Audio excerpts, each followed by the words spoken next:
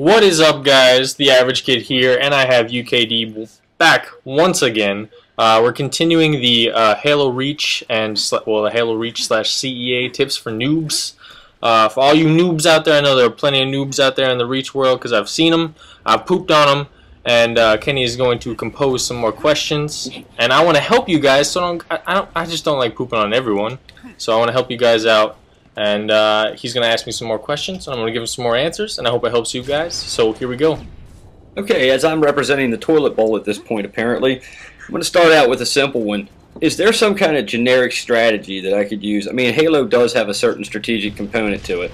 So is there a generic strategy that I could use to kind of fail-safe me when I'm first starting out on a map that I'm not familiar with, or with a group of people that I'm not used to playing with? I would say try to take as much time to notice as many things about the map that you can look back on later on when you play it again. Just take little tips of like how people's opening routes, how they attack the map.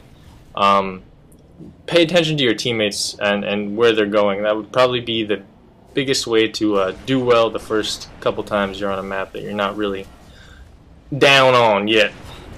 Okay. Well, I mean, I know you're a big fan of call-outs and you're a big fan of good team strategy. And that was one of the things I was most concerned with. But is it a good idea for me to be kind of stationary, not necessarily standing still, obviously, so I get smacked in the face with the sniper round, but in one part of the map, or is it better for me to kind of scan around the map, or should I just basically follow the cues from my teammates?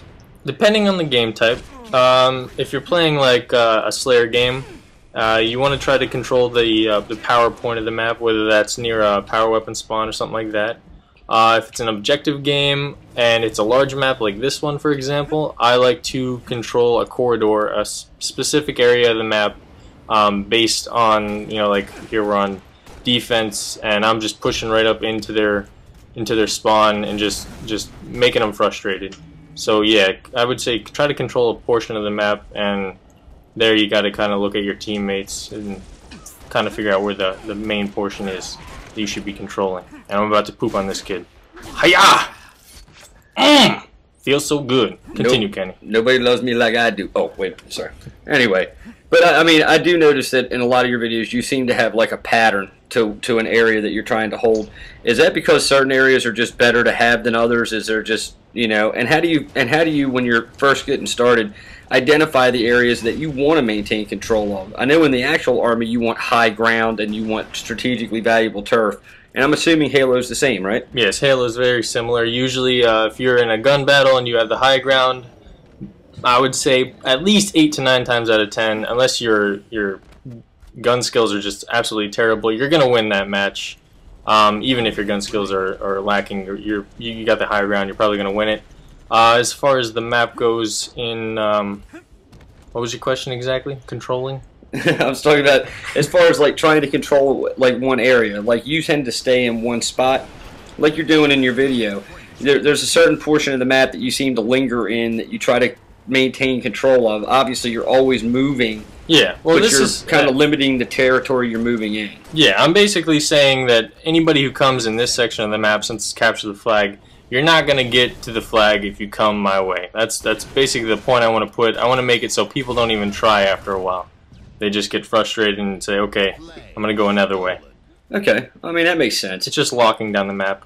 That makes sense, although that guy just decided that he was going to take away your sniper. He broke the lock.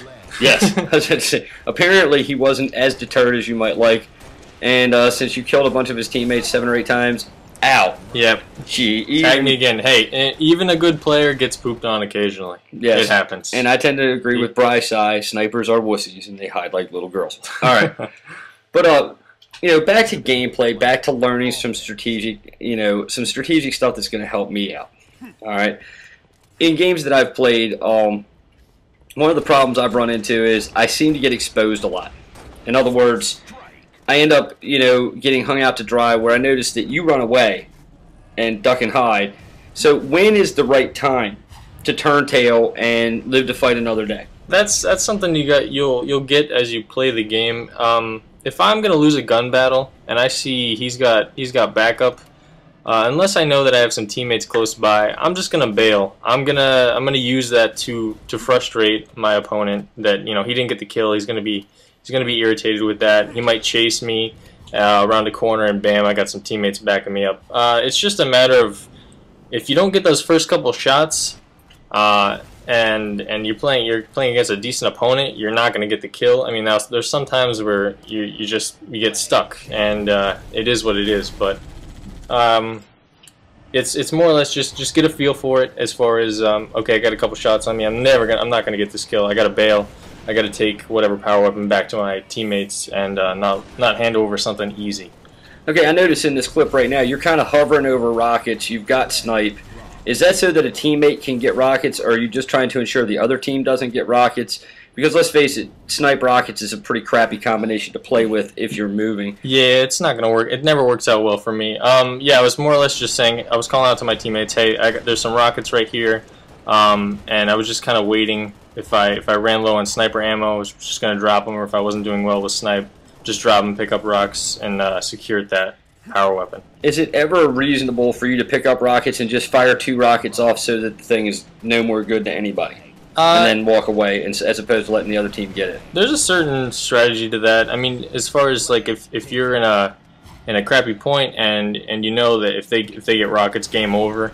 Yeah, it works. And that is also very frustrating to the opposing team. So it's a decent tactic. It can work. It's just a matter of you just got to know what to do, and that's all in playing the game and well, as with any competitive game. Yes. And I'm not going to call this a sport. I know there are some wahoos that want to refer to it as a sport, but let's face it, man. The only chance of injury you've got is corporal tunnel. I don't consider that a sport. But any competitive game, there's a certain amount of you only get better by practicing. But Cal Ripken used to say it's not just practice makes perfect. Perfect practice makes perfect. And so, what's your advice on how to practice perfectly per se?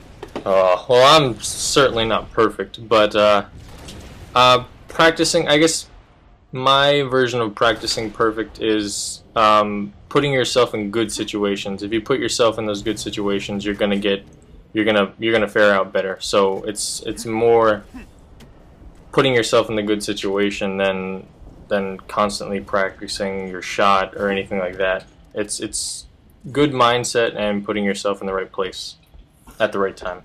Okay, now as my mentor, you have coached me, and I'm going to cheat a little bit. And one of the pieces of advice I've found that's made a big difference, it's an impact in my gameplay, is relaxation.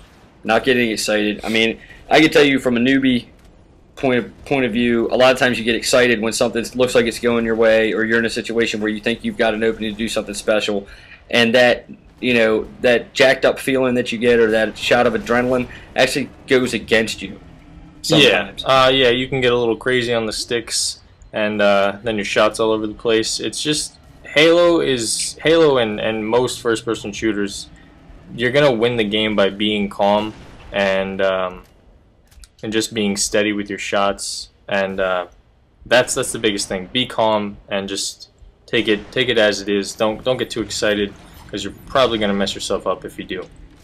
Okay, well, I mean, that makes good sense. All right, now you were talking about when you're playing good players. Is there some way that is pretty consistent in telling me whether or not a guy I'm about to play is good or not good, or to get a feel for what kind of teammates and or opposing players are going to be in the game? Something that I look at now that Reach ruined the whole ranking system, and there isn't an actual 1 to 50 rank, which is very disappointing. But in Halo 4 there will be, so yay for that. I always look at KD. Now, granted, that doesn't mean everything. You're going to have people that probably don't have the best KD, but they play a lot of MLG. It's not always the absolute go-to. Like, this guy is definitely good or bad, but it is a pretty gosh darn good description of whether or not a player is packing some heat or is weak in the knees. So I would say, yeah, look at the KD. That's what I look at in general. Kind of get a gist of what my opponents are going to be like. Okay. Well, I mean, I noticed, that you do tend to grab strategic points on the map. You tend to grab up power weapons. Now, one of the more difficult things about watching your videos and trying to emulate your play is you're kind of a carrier. You're kind of a backpacker. so to speak. At times. And you have a tendency to be one of the guys that actually leads the team. You know, you're not really a support role kind of player like maybe, say, an average Orca or, you know, even Cosmic to an extent. Yeah, well, Cosmic and I go back and forth as far as carrying. Cosmic is one of my friends, and if you watch my videos before, I'm sure you've seen them. Just to clarify who Cosmic and Orca are, they've been in the videos before. And, yes, showstopper, sucker! But I love those. Yoink. Yeah. Wow. Back to the point. What was the point again, Kenny? Sorry. I'm sorry, you just gave your buddy a haircut right there. I got flustered. That was an awesome snipe right across the top of your buddy's head. That's pretty good. But yeah, what we were talking about was you know, it's hard to emulate the kind of things that you do as a leader because you're a guy that's played an awful lot and your skill set's pretty good. Is there, you know, and there's not a lot of guys making videos that aren't pretty solid. Yeah, I would say, if you look at most of the Halo community, there's a lot of people that are really good, much better than me. I'm just trying to give more or less the average player a little bit more of a heads up and getting better, and improving the community, because I know as the Halo community goes, kind of lacking, at least in reach. I've noticed a lot of players that just kind of disappointing. Yeah, well, I mean, again, there's two different types of players. There are guys that take it seriously and look at it as something competitive, and then there are guys that are basically afternoon players that, you know, the Xbox actually belongs to their kid, kind of like me, and they're that's fine too. They're going to jump online and play a little bit, and let's face it, it's hard when you mix those two attitudes because a lot of times those two attitudes aren't compatible. You know, is it ever appropriate to just say, you know what, I quit out of the lobby or quit out of a game? I would say don't quit. Don't quit. That's something you don't want to do. You want to stick to the game, and even if you're getting beat up, you might learn something from better players that are you know, pooping on you basically. You might, you know, pick up an angle that somebody is hitting you from. There's always something to learn from good players who are just messing you up. So don't quit. Stick in the lobby. Give it another good old try for America, you know, folks. Oh my sorry. I have no idea what I'm talking about. But yeah, stick to it, and you guys you're definitely going to get good. I will keep coming at you with more tips, and Uncle Kenny D will be around. Just uploaded a video on his channel, Uncle Kenny D Time, so go there. There'll be a little link on the screen. You best go there, or I'll be angry with you, and you don't want to have that. Anyway, guys, I will catch you later. Have a wonderful, lovely afternoon. Toodles!